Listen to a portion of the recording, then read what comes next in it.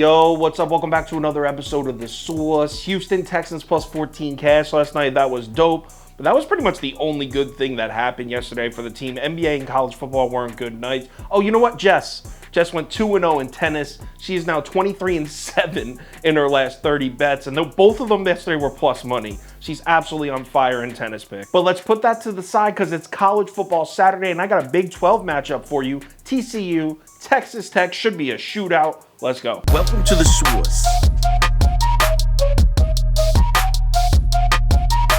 The Source.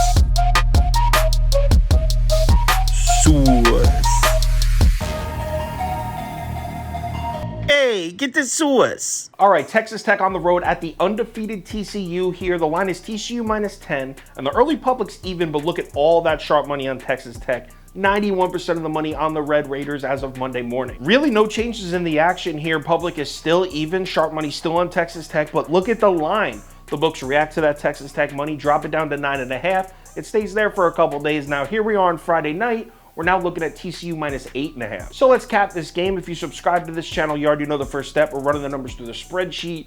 According to the model, the line for this game should be TCU minus 10.89. That's a 2-point lean on the Horned Frogs. All right, let's break down this matchup. And you know what my first impression was when I looked at this matchup? I'm betting the over no matter what. That was my first impression. I mean, TCU 6-2 to the over on the season. Texas Tech 6-1 to the over on the season. Combine these teams 12-3 to the over. And the books know it. I mean, this total set all the way up at 69. So both these teams can score points. We know that as far as efficiency goes, there's no question that TCU's offense has been better than Texas Tech. Keep in mind, the Red Raiders run 95 plays a game. No other school in the entire FBS runs more than 84. So this offense runs more plays than anyone else in college football by a large margin. I mean, if you just take a look at OFEI here, TCU is 12th in the country. Their offense is ranked 12th in the country in OFEI. Texas Tech all the way back at 49. So even though their points per game look pretty similar, there's no question. Let's break it down even further. I mean, Texas Tech averages 338 pass yards per game.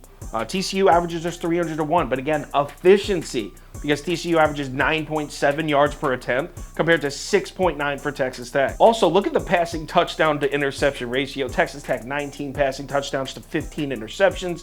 TCU 22 passing touchdowns compared to just 2 interceptions. And then if we move on to rushing yards, there's no discussion here. TCU averages 218 rushing yards per game, 5.8 yards per carry as a team, compared to just 137.9 for Texas Tech on just 3.6 yards per carry. As far as rushing goes, you're looking at the second best in the Big 12 against the second to last in the Big 12. Add on the fact that Texas Tech is having turnover problems and TCU almost never turns the ball over. There is no question that TCU's offense has been significantly more efficient than Texas Tech. Also, it's really tough to get a read on the Texas Tech offense because we still don't know who the quarterback is. I mean, I believe all three are healthy now. All three took at least one snap in last game. It looks like Baron Morton was going to be the guy, but he didn't play well last week. Joey McGuire's giving us nothing. We still don't know who's going to be playing quarterback. Now let's take a look at the defense, though, because this is where we can start to find some value on Texas Tech. We all know TCU was undefeated, 8-0. 4 of their last 5 wins have come against ranked opponents. But let's take a closer look at those 4 wins. Of those 4 ranked wins, how many were against the starting quarterback? Just 1. Just the Oklahoma State game. Spencer Sanders was the only starting quarterback they played that played the full game. A couple got hurt. But in that game, they should have lost. Oklahoma State was up 14 with 9 minutes left. TCU miraculously ties the game that wins by a field goal in overtime. Their other 3 ranked wins, Dylan Gabriel got hurt for Oklahoma. We know how much that offense struggles without him. Jalen Daniels got hurt for Kansas real early in the game, and Adrian Martinez barely even played in the Kansas State game. They only beat Kansas by 7, and in the Kansas State game, they were down 28-10. This is against backup quarterbacks here. I'm not trying to take credit away from TCU, but do we really think this team is 8-0 if they played against starting quarterback? And despite playing all those backup quarterbacks, TCU's pass defense is still ranked all the way towards the back of the Big 12. Meanwhile, Texas Tech throws the shit out of the ball. Doesn't matter who's playing quarterback. This team is 14th in the country in pass play frequency. This is a mismatch, man. I'm telling you. Texas Tech leads the Big 12 in passing. They're going to throw the ball all over TCU. They're going to light the scoreboard up in this game. Now, when Texas Tech is on defense, there's no doubt that they're going to struggle to stop TCU's rushing attack. No doubt. Also, TCU is definitely going to make plays through the air as well. TCU is going to score points right back. But if we're looking at a shootout, Why the hell wouldn't I want 8.5 extra points in my pocket? Of course I do.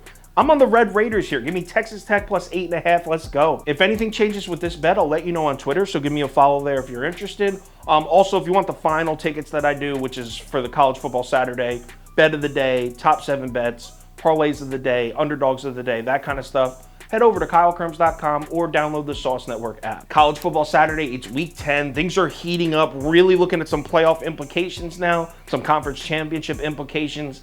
It's going to be a big day. Let's bring in some units. I will talk to you on Twitter.